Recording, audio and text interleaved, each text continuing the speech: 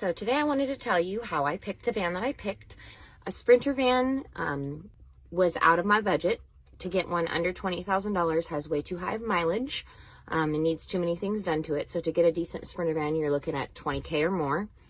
They are a lot taller, which means they're harder to get around, harder to park, more expensive to put gas in because their mileage is higher. For all of those reasons, a Sprinter was not something that I was looking at. So then I'm looking at DIY vans and camper vans.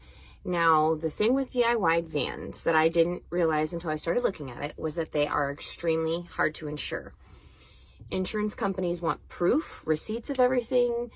They want to know that it's up to code. If it's not done by an actual manufacturer, a lot of insurances won't cover it. And if you're not the one that DIY'd it yourself, it's then even harder because you have to hope that whoever you're buying it from has all of the receipts and that they did it up to code and that your insurance will cover it. That in turn made me decide to go with a van that's built out by a manufacturer. So I ended up going with a Dodge van that from the front seats forward is completely like any regular Dodge van, can be fixed by a Dodge mechanic with regular Dodge parts. From the front seats on back, it's been built out by Coachmen into an RV. So it's like a mini RV that has a queen size bed that flips back up into a table when you're not using it as a bed.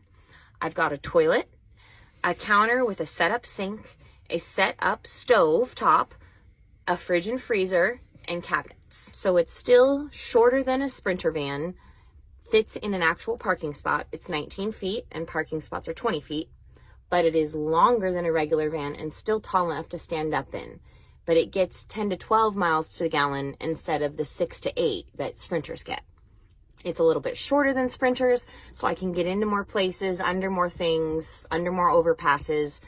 I don't have as much of an issue with wind. It was the right, perfect in-between size for me. And that is how I ended up with this Dodge Ram van built out by Coachmen with 80,000 miles. Completely converted into a mini RV.